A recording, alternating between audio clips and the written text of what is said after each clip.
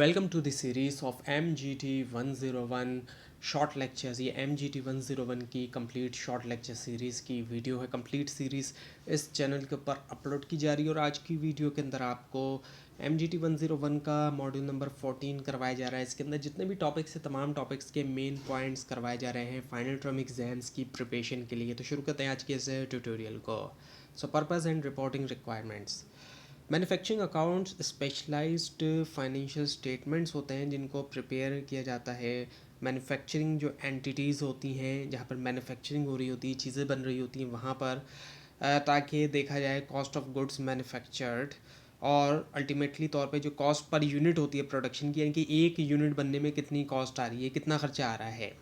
Trading entities के मुकाबले में जहाँ पर तिजारत की जाती है उनके मुकाबले में जो मैन्युफैक्चरिंग जो फर्म्स होती हैं, मैन्युफैक्चरर्स होते हैं, उनको लाजमी तौर पे देखना होता है रॉ मटेरियल, लेबर और फैक्ट्री ओवरहेड जो कुछ आया है प्रोडक्शन के दरमियान। और रिपोर्टिंग रिक्वायरमेंट्स में हम टिपिकली तौर पे देखें तो एक मैन्युफैक्चरिंग अकाउंट होता है, ट्रेडिंग अकाउंट और प्रॉफिट एंड लॉस अकाउंट होता है। मैन्युफैक्चरिंग अकाउंट जो है वो कैलकुलेट करता है टोटल प्रोडक्शन कॉस्ट जब, और उसके बाद फिर वो फ्लो होता है ट्रेडिंग अकाउंट के अंदर ताकि निकाला जाए ग्रॉस प्रॉफिट, और फाइनली जो है वो प्रॉफिट एंड लॉस अकाउंट होता है नेट प्रॉफिट के लिए। और एग्जांपल अगर हम लें तो जैसे कि एक फर्नीचर मैन्युफैक्चरर जो है वो रिकॉर्ड करेगा वुड, नेल्स और वैनिश को एज अ रॉ मटेरियल के तौर पर, ये तमाम चीज़ें जिनसे फर्नीचर बनता है।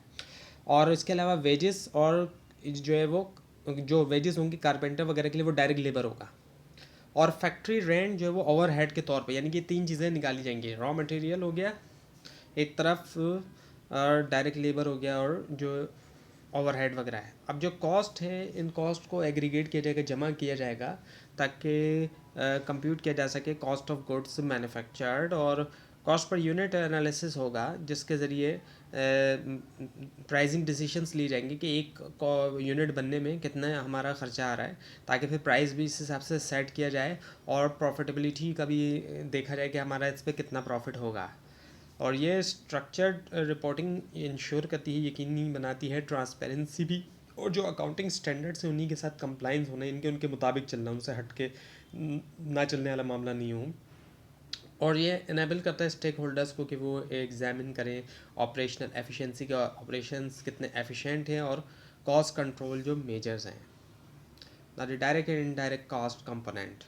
जो कॉस्ट ऑफ प्रोडक्शन होती है एक मैन्युफैक्चरिंग एंटिटी में, उसमें तीन प्राइमरी एलिमेंट्स होते हैं, मटेरियल, लेबर और इसके अलावा फैक्ट्री ओवरहेड। अब जो डायरेक्ट मटेरियल्स होते हैं वो तो रॉ इनपुट हो गया जो कि बन जाता है हिस्सा फिनिश प्रोडक्ट का, जैसे कि स्टील हो गया ऑटोमोबाइल की मैन्युफैक्चरिंग में। और डायरेक्ट लेबर से मुराद वेजेस जो दी जाती हैं ऐसे वर्कर्स को जो डायरेक्टली प्रोडक्शन में शामिल हैं, जैसे कि मशीन ऑपरेटर हो गए। फैक्ट्री ओवरहेड में इनडायरेक्ट कॉस्ट आ जाती है, जैसे कि फैक्ट्री का रेंट हो गया, यूटिलिटीज़ हो गई, ये बिल वगैरह जो आते हैं।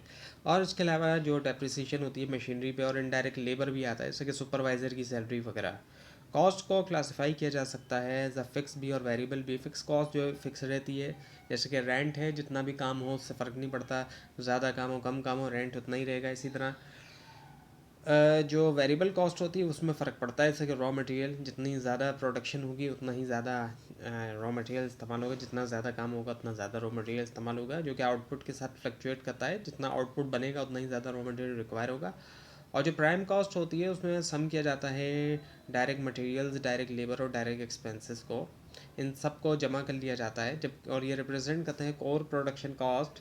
और जो कन्वर्जन कॉस्ट होती है उसमें डायरेक्ट लेबर के साथ हम फैक्ट्री ओवरहेड शामिल कर लेते हैं। एक तरफ डायरेक्ट लेबर और दूसरा फैक्ट्री ओवरहेड को हम शामिल कर लेते हैं, और जो कि बताता है हमें वो कॉस्ट जो कि कन्वर्ट करती है रॉ मटेरियल फिनिश गुड्स के अंदर।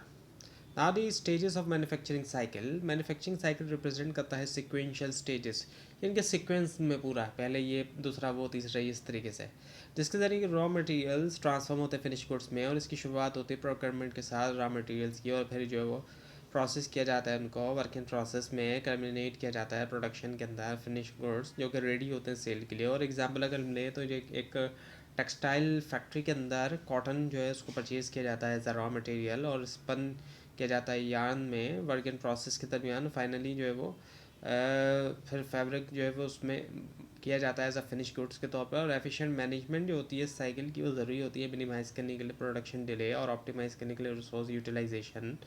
इन्वेंट्री मैनेजमेंट एक बड़ा रोल प्ले करती है इस प्रोसेस में, और रॉ मटेरियल इन्वेंट्री इंश्योर करता है अनइंटरप्टेड प्रोडक्शन। और वर्क इन प्रोसेस इन्वेंट्री दिखाता है semi finish goods in progress, यानी कि वो चीज़ें जो अभी बन के तैयार नहीं हुई लेकिन चल रहा है सिलसिला उनका तैयारी का। और इसके अलावा फिनिश इन्वेंट्री जो है वो finish goods actually inventory support करती है टाइमली डिलीवरी होना कस्टमर तक वक्त पर पहुंच जाना चीज़ों का।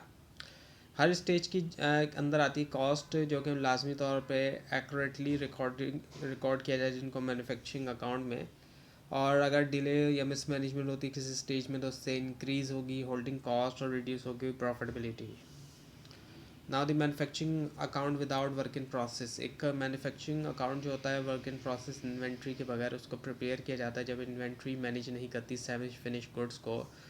फार्मूला जो होता है कैलकुलेट करने के लिए कॉस्ट ऑफ गुड्स मैन्युफैक्चर्ड, वो कुछ इस तरीके से होता है कि ओपनिंग रॉ मटेरियल स्टॉक में हम ऐड करते हैं परचेजेस, फिर ऐड करते हैं कैरेज इनवर्ड, माइनस कर देते हैं क्लोजिंग रॉ मटेरियल स्टॉक, और उसके अलावा ऐड कर लेते हैं हम direct labour plus factory overhead. इस तरीके से हम जो है वो कॉस्ट ऑफ गुड्स मैन्युफैक्चर्ड जो है वो निकालते हैं।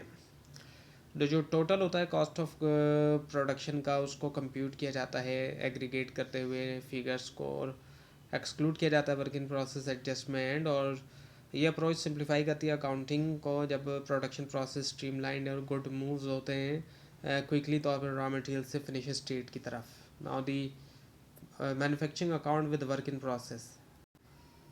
अच्छा, पीछे तो विदाउट वर्क इन प्रोसेस था, यहाँ पे work with work in process है। जब वर्क इन प्रोसेस इन्वेंट्री मौजूद है मैन्युफैक्चरिंग अकाउंट को लाजमी तौर पर एडजस्ट किया जाएगा ओपनिंग और क्लोजिंग वर्क इन प्रोसेस के लिए। और यहाँ पर फार्मूला फिर कुछ इस तरीके से होगा कि opening R M plus purchases minus closing R M, यानी कि raw material opening raw material plus purchases minus closing raw material.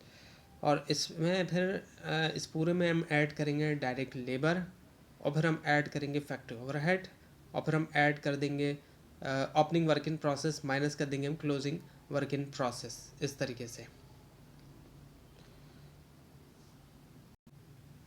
अब ये कि जो फिनिश सेमी फिनिश गुड्स हैं उनको प्रॉपरली तौर पे किया जाए कैलकुलेट, और जो कि true cost of goods manufactured दिखाए पीरियड के दरमियान। और जो accurate work in process accounting है वो क्रूशल होती है इंडस्ट्रीज़ में कॉम्प्लेक्स प्रोडक्शन साइकिल्स के साथ, जैसे कि ऑटोमोबाइल या फिर इलेक्ट्रॉनिक मैन्युफैक्चरिंग, या फिर प्रोडक्ट्स जो वो रहती हैं इंटरमीडिएट स्टेज में एक्सटेंडेड पीरियड के लिए। और जो मिसमैनेजमेंट है वर्क इन प्रोसेस की वो क्या होगा, डिस्टॉर्ट करेगी, ख़राब करेगी कॉस्ट कैलकुलेशन प्रॉफिटेबिलिटी एनालिसिस। इसी वजह से बिजनेसेस अक्सर करते हैं बगैर किसी इम्प्लीमेंट करते हैं रोबस्ट इन्वेंट्री ट्रैकिंग सिस्टम, और जो पीरियोडिक रिकन्सिलेशन होती है मेंटेन करने के लिए एक्यूरेसी। तो ये था आज का लेसन। आपको इस बारे में कोई क्वेश्चन है खासतौर पर इसमें कोई मिस्टेक दिखाई दे ज़रूर हाईलाइट कीजिए। और इस पूरी सीरीज़ को देखने के लिए और फाइनल टर्म एग्जाम्स की प्रिपरेशन के लिए इस चैनल को सब्सक्राइब कीजिए, बेल आइकन के ऊपर क्लिक कीजिए। Thanks for watching this video and best of luck.